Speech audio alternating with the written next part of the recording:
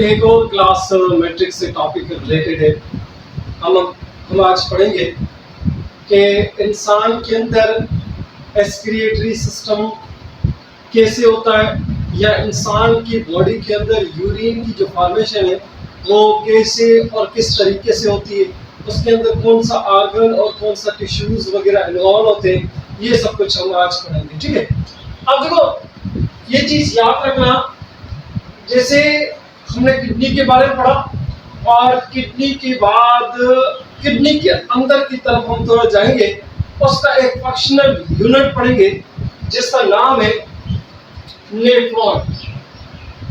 ये किडनी के अंदर पाए जाते हैं, जो यूरिन की फॉर्मेशन के अंदर बड़ा इंपॉर्टेंट रोल अदा करते हैं। अब याद रखना कि nephron basic functional unit of kidney, ये चीज याद रखना कि नेफ्रॉन एक जैसे cell is the basic unit of life, ऐसे किडनी का जो फंक्शनल और बेसिक यूनिट है वो कौन है? नेफ्रॉन।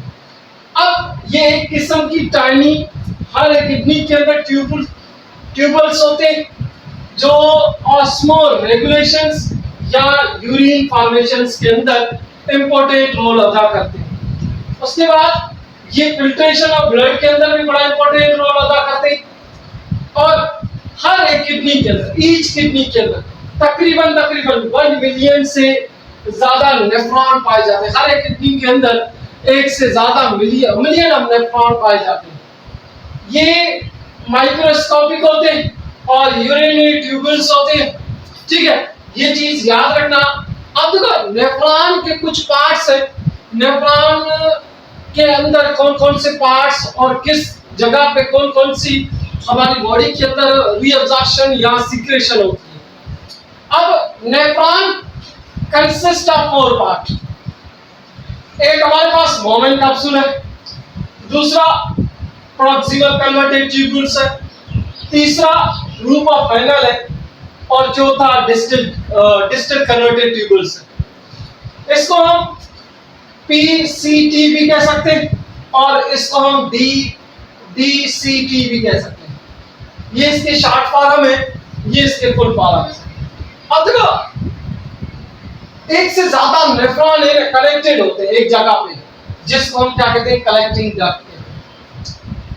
2 नेफ्रॉन आपस में जाके जुड़ते हैं एक पॉइंट के ऊपर, डिस्टल कन्वर्टेड ट्यूबल एक जगह पे जाके जुड़ती है। जुड़ने के बाद वो मेडुलरी रीजन के अंदर जाते हैं, तो उस रीजन को हम क्या कहते हैं? उस जगह को या उस पार्ट को हम क्या कहते हैं? कलेक्टिंग डक्ट कहते हैं। अब तो ये चीज याद रखना कि इस नेफ्रॉन के सराउंडिंग डिफरेंट टाइप की ब्लड वेसल्स पाई जाती हैं, वो कनेक्ट होती है रेनल आर्टरी से और रेनल वेन से। ये चीज याद रखना, पूरे नेफ्रॉन के ऊपर डिफरेंट टाइप की ब्लड वेसल्स पाई जाती हैं और ब्लड वेसल्स से कनेक्टेड होती हैं, जैसे रेनल आर्टरी और रेनल वेन। ठीक है, उसके बाद अगर नेफ्रॉन की स्ट्रक्चर्स के बारे में बात की जाए, तो जो अंदर जो जाने वाली जो रेनल आर्टरी होती है, वो रेनल आर्टरी को हम अंदर जा रही है, मतलब एफरेंट आर्टरियोल्स कहेंगे, और ये जाके स्मॉल एक बंच लाइक स्ट्रक्चर्स के अंदर कन्वर्ट हो जाती है, जिसको हम ग्लोमेरुलस कहते हैं। और ग्लोमेरुलस से फिर से ये एक सिंगल ट्यूब के अंदर निकलती है, उसको हम इफरेंट आर्टरियोल्स कहते हैं। इसका काम क्या क्या है वो हम आगे देखेंगे। ठीक है, एक कप लाइक स्ट्रक्चर होता है, ये कप लाइक स्ट्रक्चर होता है जिसको हम बोमेन कैप्सूल कहते हैं। ठीक है, बोमेन कैप्सूल्स के बाद ये एक सीधी सी थोड़ी सी एक लाइन होती है जिसको हम प्रॉक्सिमल कन्वर्टेड ट्यूब्यूल्स कहते हैं, जिसको हम PCT कहते हैं। उसके बाद एक यू शेप्ड स्ट्रक्चर होता है जिसको हम रूप ऑफ वेनल्स कहते हैं। ये डिसेंडिंग होती है, ये असेंडिंग होती है।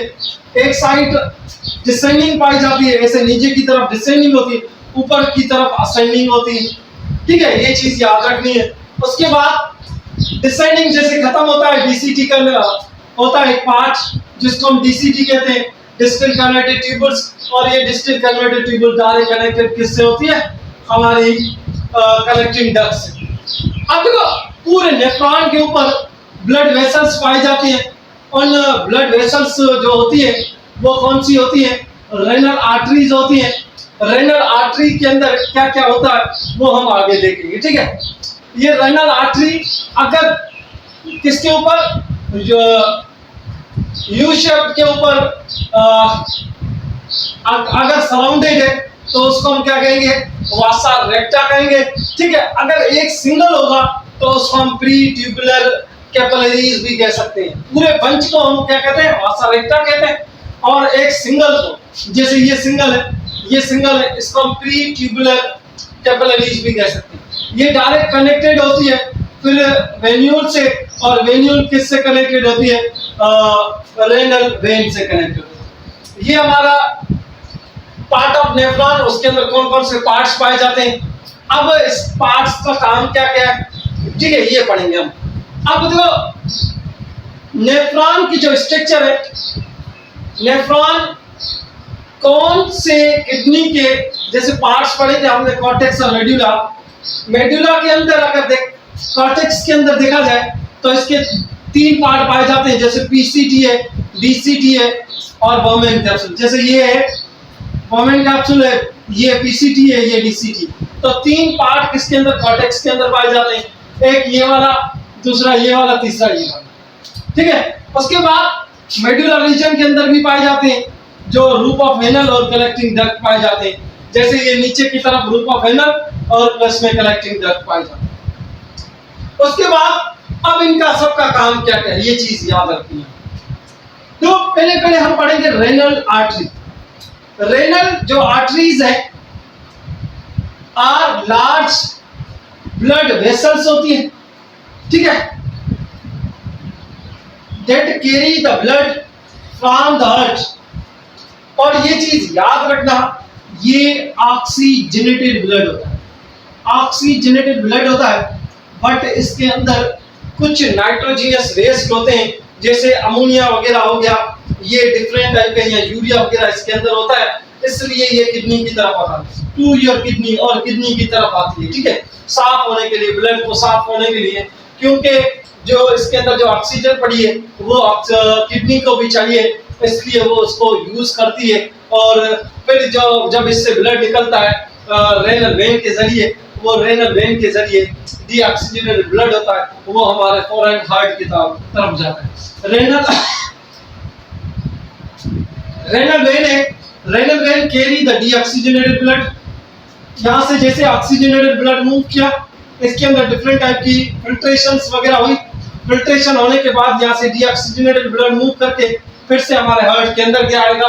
हार्ट के अंदर जो कार्बन डाइऑक्साइड है फिर से वो उसको भी फिल्टर किया जाएगा, एक्सचेंज होगी गैसेस की। तो ये blood from the kidney to the heart, फिर से ये हार्ट की तरफ मूव करेगी। ये हार्ट से आ रही है, ये हार्ट की तरफ जा रही है। उसके बाद हमारे पास बर्मेन कैप्सूल है, ये भी पार्ट ऑफ नेफ्रॉन। एक कप लाइक स्ट्रक्चर होता है या सेक सराउंडिंग बाय द, इसके अंदर क्या पाया जाता है? एक गुच्छा पाया जाता है, किसका? एफरेंट आर्टरियोल्स, एक स्मॉल कैपिलरीज के अंदर कन्वर्ट होती है, जिसको हम ग्लोमेरुलस कहते हैं। ग्लोमेरुलस ये एक स्मॉल बंच ऑफ कैपिलरीज होती है जो बर्मेन कैप्सूल्स के अंदर पाई जाती है। अब देखो एफरेंट आर्टरियोल्स, इफरेंट आर्टरियोल्स का काम क्या है? देखो जब एफरेंट आर्टरियोल्स बर्मेन कैप्सूल्स के अंदर clusters of small arteries that bring the blood from the glomerulus to the kidney, और ये ब्लड ग्लोमेरुलस से किडनी की तरफ लेके जाती है ब्लड को, ठीक है। और एफरेंट आर्टरियोल्स, और ये याद रखना इसके अंदर अनफिल्टर्ड ब्लड होता है, तो इसके अंदर एफरेंट आर्टरियोल के अंदर अनफिल्टर्ड ब्लड होता है, ठीक है, ये चीज याद रखना। अनफिल्टर्ड होता है, अनफिल्टर्ड होता है, और इसके अंदर फिल्टर्ड, ठीक है, ये चीज याद। इसके अंदर कुछ और भी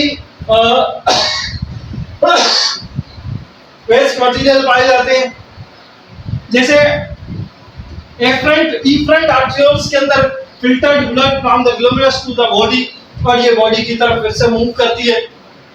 उसके बाद हमारे पास पीसीडी है, proximal convoluted tubules जिसको कहते हैं, ये एक स्मॉल सेगमेंट है, ये वाला हिस्सा है, ठीक है।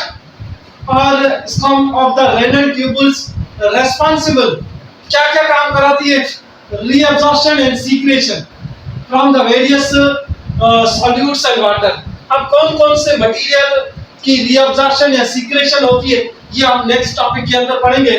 फिलहाल हमें यहाँ पे ये पढ़ना है कि यहाँ इस प्रॉक्सिमल कन्वर्टेड ट्यूब्यूल्स के अंदर रीअब्जॉर्प्शन एंड सीक्रेशन होती है किसकी, सॉल्यूट्स की, वेरियस सॉल्यूट्स एंड वाटर्स की।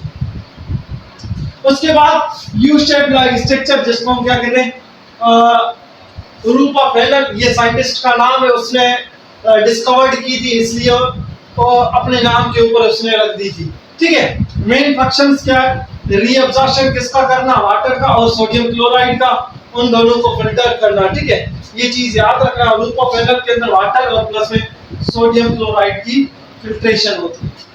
उसके बाद डीसीटी है, डीसीटी रेगुलेट करती है हमारे बॉडी के अंदर जो एक्स्ट्रा सेल्यूलर फ्लूइड होता है या वॉल्यूम्स होता है या इलेक्ट्रोलाइट्स होता है, होमियोस्टेसिस को मेंटेन वगैरह करना, ये सब कुछ इसका काम होता है। उसके बाद आते हैं हम कलेक्टिंग डक्ट की तरफ। कलेक्टिंग डक्ट कलेक्ट करती है किसको, यूरिन को फ्रॉम द नेफ्रॉन, और ये एक सेल्यूलर स्ट्रक्चर है in the kidney, filter blood, और फॉर्मेशन किसकी करती है, यूरिन की करती है। और ये कलेक्टिंग डक्ट आगे जाके कनेक्टेड होती है एक रेनल पेल्विस से, या हम कह सकते हैं यूरेटर से, ठीक है। ये हमारा आज का टॉपिक था, स्ट्रक्चर ऑफ नेफ्रॉन। इसके बाद हम फंक्शन ऑफ नेफ्रॉन पढ़ेंगे और किस जगह पे कौन सी फिल्ट्रेशन या सिलेक्टिव फिल्ट्रेशन या अल्ट्रा फिल्ट्रेशन या रीअब्जॉर्प्शन या सिलेक्टिव रीअब्जॉर्प्शन कौन सी जगह के ऊपर नेफ्रॉन के अंदर होती है, ये हम सब कुछ पढ़ेंगे। Thank you, Allah Hafiz.